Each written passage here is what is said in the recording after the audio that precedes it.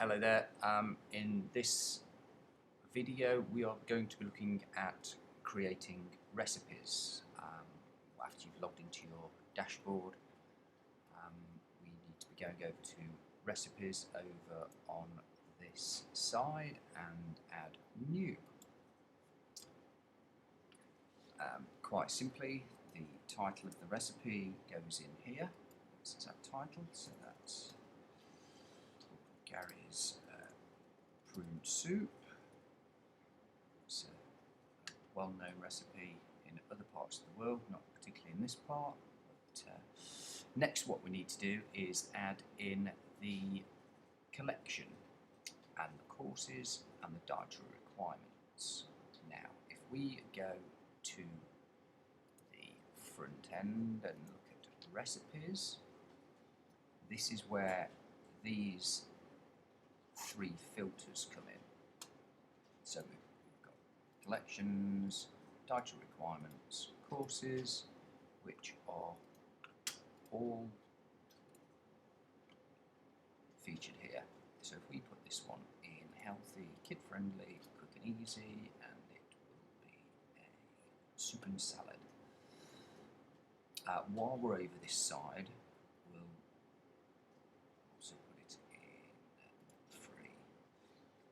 We need to disable the sidebar, as we do in pretty much all things we do, and we need to set a featured image. Now then, the featured image needs to be around about 1200 pixels by 800 pixels. That's 1200 wide by 800 high. And I'll just try and find one in here that is about that. I mean, this one's 800 by 500. So we'll go with that one, just because I've not created one. But if you can create one that is 1200 by 800 and pop it in there, that would be best. So now we move on to the text. So if I show you where the text goes, if we start at the top and scroll down, ignore all of this, ignore all of this, ignore all of this, ignore all of this, until we get down to recipes. Now in here we have 4 tabs. The first tab is the information tab, and in here we put a short sentence about the recipe. So this is Gary's favourite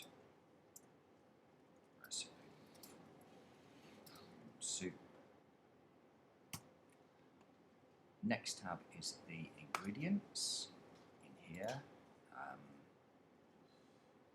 we put the ingredients that's needed.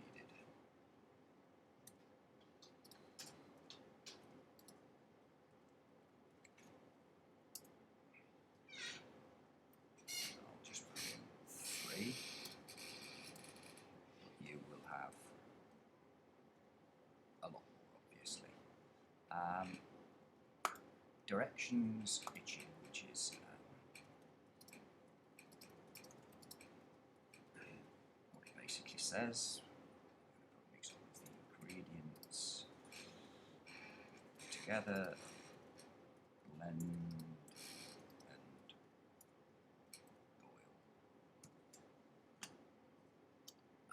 Last thing is nutrition. So this is where we put in all of the nutritional facts about this particular recipe. So calories 356, trans fat none, polyunsaturated fat 60, total fat 60. So I imagine they should add up. Fibre 30, protein 5, etc., etc., etc., until you've got all of those in. So if we now publish that and go and view the recipe, in here will be the recipe that I have just title, it's also up there. We have the description, which was, wherever it is, there, which was the information, that's that bit. We have, there's something I didn't show you there. I'll go back and do that. In here, there is, in the information, there's prep time, so that is 15 minutes. Cook time is 30 minutes, and serves 4.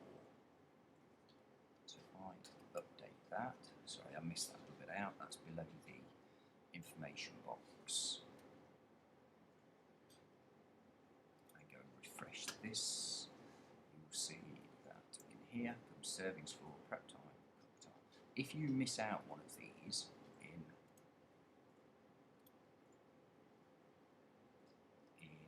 here, so if you miss one out, say serves, and we update that, and then refresh that, that will take it out of here. So if you don't put anything in, it doesn't put it in here. So go back down, put 4 back in there. So in here we now have ingredients. Every line goes on, it spreads it out over 2 columns. So if you put a return in the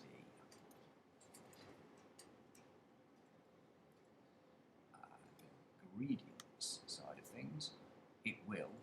So if I put another one in there, say,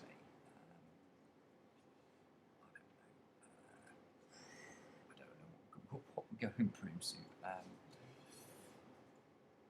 2 tablespoons of milk, and I update that.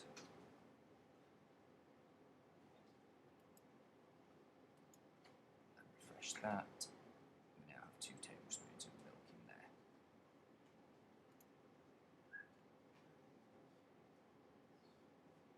So what was next? Next was directions. Obviously the directions are there. Directions come in here.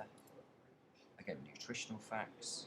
They're all the ones that I put in. As you can see, if we don't put any details in anywhere, it doesn't pop up. So if I put sodium 3 and update that, in here, and refresh it, sodium pops in with 3. And that is basically it.